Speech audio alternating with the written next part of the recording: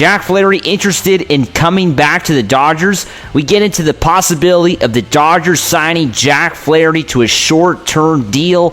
Also, Gavin Lux gave an interesting interview. We get into all that in this edition of Dodgers Digest. Hey, this is Mike Nelson. Make sure to subscribe to the channel. I want to thank the 28% of the ones who are watching these videos who have already hit the sub button.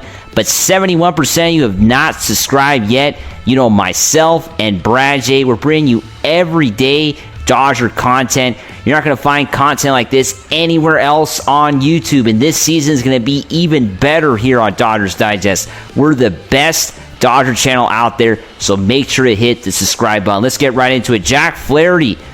Jack Flaherty open to a short-term deal. Should the Dodgers sign Jack Flaherty? This is going to be interesting. Ken Rosenthal reported today that Jack Flaherty is open to a short-term deal. If the Dodgers lose out on Roki Sasaki, Flaherty could prove to be a neat alternative given he has already won a championship and is now open to a short-term deal. This is according to Ken Rosenthal. This is what he said today. At least two right-hander, Jack Flaherty and Anthony Santander, who, as we know, is no longer an option for the Dodgers now that they have signed Hernandez and also Conforto. But now it seems like Jack Flaherty is interested in a short-term deal with a higher average annual value, according to league sources briefed on their discussions. This is according to Ken Rosenthal, who, as we know, has been doing this in base. He's been a baseball insider for a very long time. So you have to trust what he's saying. But now, let's get into this. What do you guys think? Comment below. Do you think the Dodgers should re-sign Jack Flaherty if they miss out on Roki Sasaki? What do you guys think? If you ask me, I think the Dodgers got to pass up on Jack Flaherty. I would not sign Jack Flaherty. I think the Dodgers don't want to, they already had him. He of course he had some big games for the Dodgers. He was part of a World Series championship team. You can't take that away from him. But I think there was just too many issues with his game that the Dodgers cannot, can't pass up on. They can't overlook, I should say. They can't overlook the tendency to give up the home run ball, right? I mean, Jack Flaherty gave up a lot of home runs with the Dodgers. He had a lot of bad pitches that we highlighted here on this channel. We went frame for frame. We went over all those pitches. Remember when the Dodgers were playing just a few months back, and Jack Flaherty had times where he was just not very good, right? He just was not, especially come playoff time. Think of the two games he had, Game 5 of the World Series and also Game 5 against the New York Mets. I mean, those games were not very good starts for Jack Flaherty. They just were not good enough. And Jack Flaherty, left pitches in bad spots and was just not, he just was not good enough in the big moments. I mean, I'm sure he had some good games, but I think in the biggest games, he just was not good enough. And the Dodgers just really, I would not bring him back because the Dodgers are going to be playing a lot of big games in 2025. This is a team that's going to be most likely the National League West champions. They are clearly the favorites to win the division and clearly the favorites to win the World Series again. So they got a lot of big games coming up.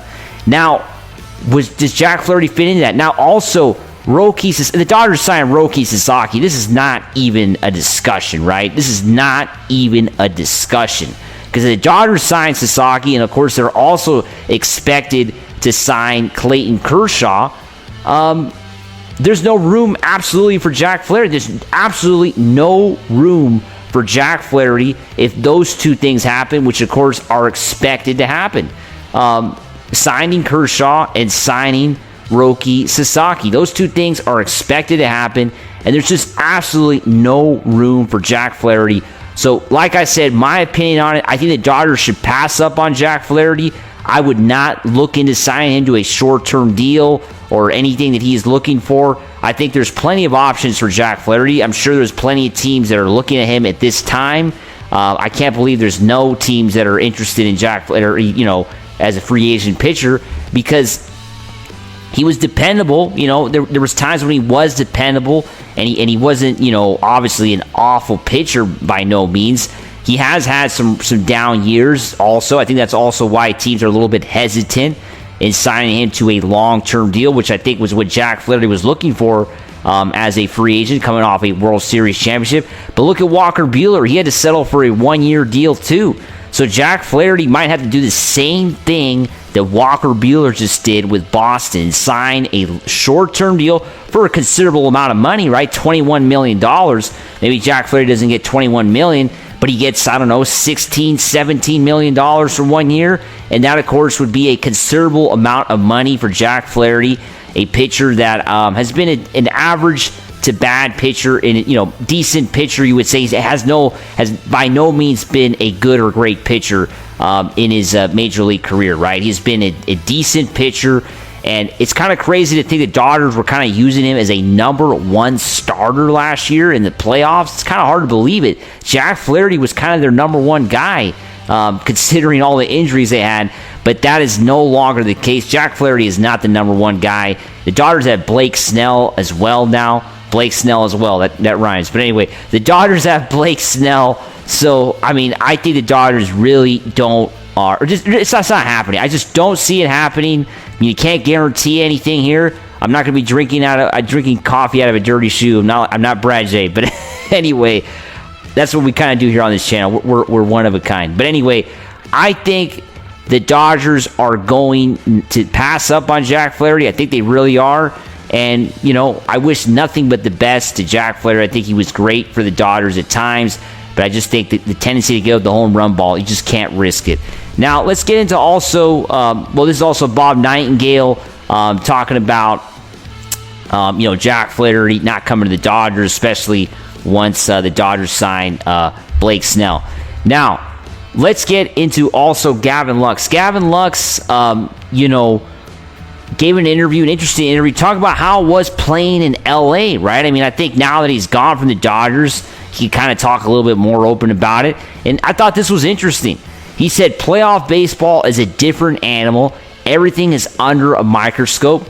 And he said there's a ton of pressure. Playing in LA is a bit of a pressure cooker. Now, obviously, that is so true, right? I mean, playing in LA is an absolute, it's the Dodgers. Come on. It's like playing for the Dallas Cowboys in the NFL, right? For those Cowboy fans out there, you know how it is. I mean, when you're playing for one of the biggest teams in your sport, I mean, the pressure is going to be there. Everyone expects you to do better. And I just thought it was pretty cool that Gavin Lux was just pretty honest. He was pretty candid about how it is playing in LA. A former Dodger, a former World Series champion with the Dodger, playing in LA is a pressure cooker.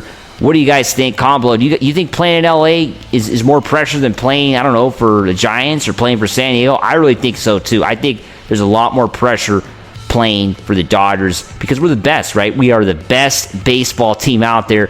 World Series champions. Come on. There's going to be a lot of pressure here. As always, make sure to subscribe, and let's go Dodgers. Woo!